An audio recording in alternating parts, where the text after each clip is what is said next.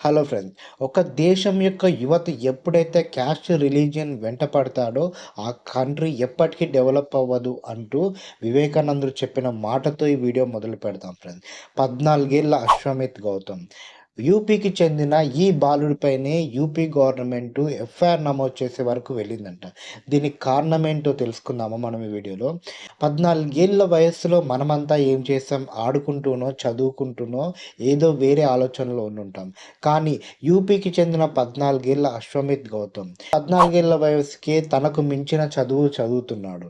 అంబేద్కర్‌ని చదివాడు, రాజ్యాంగాన్ని చదివాడు, భగత్ సింగ్ జీవిత చరిత్రను చదివాడు, ఎన్నో పుస్తకాలు చదివాడు.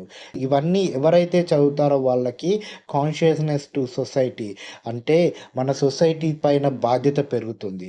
సొసైటీలో జరిగే అసమానతలను ప్రశ్నించాలనిపిస్తుంది. ఇదే ఈ అబ్బాయి స్టార్ట్ చేశాడు. సోషల్ మీడియా ప్లాట్‌ఫార్మ్‌గా యూట్యూబ్‌లో అండ్ ఇన్‌స్టాగ్రామ్‌లో ఛానల్ పేజెస్ క్రియేట్ చేసుకొని మన దేశంలో జరుగుతున్న, చుట్టుపక్కల జరుగుతున్న అన్యాయాలను ప్రశ్నించడం మొదలుపెట్టాడు.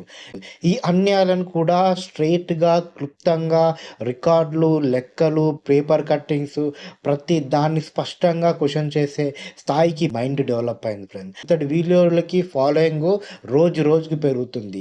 దాదాపుగా 1.1 మిలియన్ ఫాలోవర్స్ ఇతనికి వచ్చేసారు. గవర్నమెంట్‌లో జరుగుతున్న స్కామ్‌ల గురించి, హాస్పిటల్స్, మన దేశంలో ఉన్న విద్యా వ్యవస్థ గురించి, అసమానతల గురించి, రిలీజియన్స్ గురించి, క్యాస్టిజం గురించి ప్రతి ఒక్క దాని గురించి ఈ బాలుడు రాజ్యాంగబద్ధంగానే క్వెషన్స్ వేయడం మొదలుపెట్టాడు.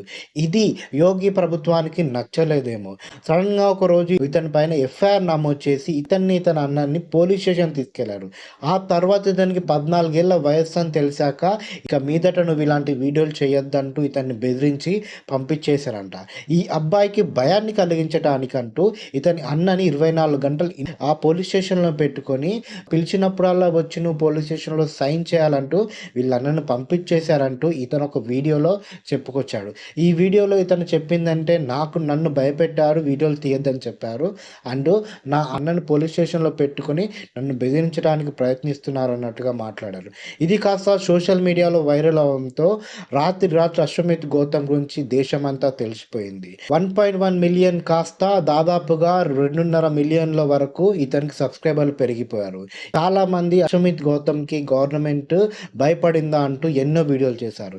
కానీ ఈ పిల్లాడు, ఈ 14 ఏళ్ల పిల్లవాడు ఏం చెప్పాడో తెలుసా తన వీడియోలో? పెద్ద పెద్ద పొలిటీషియన్లకే భయపడట్లేదు గవర్నమెంట్స్, ఈడీలతో, సిబిఐతో దాడులు జరుపుతుంది. అండ్ వాంగ్‌చుక్ లాంటి మేధావులని అరెస్ట్ చేసి జైల్లో పెట్టింది గవర్నమెంట్.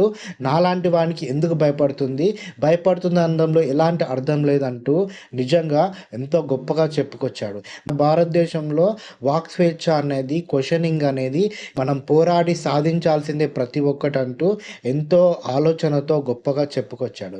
నిజంగా ఈ అబ్బాయి చూపించిన ఈ తెగువ చూస్తే మన భారతదేశంలో యువత ఎలా ఉన్నారు ఇప్పుడు, అసలు ఈ అబ్బాయిని చూసి ఏం నేర్చుకోవాలి అన్నది అనిపిస్తుంది. ఈ అబ్బాయి తన వీడియోలను ఒకసారి చెప్పాడు, 14 ఏళ్ల వయసులో నీకెందుకు ఇదంతా, చదువుకోరదని చాలామంది క్వశ్చన్ చేశారు. కానీ నేపాల్లో 14 ఏళ్ల పిల్లలే అక్కడ జరుగుతున్న అన్యాయాలను క్వశ్చన్ చేశారు. అలాంటి వ్యవస్థ మన భారతదేశంలో రావాలంటూ మాట్లాడారు. అంతేకాకుండా 14 ఏళ్ల వయస్సుకే భగత్ సింగ్ లాంటి వారు, సుఖ్దేవ్ లాంటి వారు, ఇంకా చాలామంది స్వతంత్ర సమరయోధులు బయటికి వచ్చి తమ హక్కుల కోసం పోరాటం మొదలుపెట్టారు. అలాంటి పోరాటమే భారతదేశంలో ఉన్న యువత చేస్తే భారతదేశం అభివృద్ధి చెందుతుందన్నట్టుగా ఈ అబ్బాయి గురించి తెలిసిన ప్రతి ఒక్కరు మాట్లాడుతున్నారు. కానీ ఇక్కడ చాలామంది మాత్రం చదువుకోవాలి, ఇలాంటి వాటిలలో అనవసరంగా ఇరుక్కోవద్దన్నట్టుగా మాట్లాడుతున్నారు.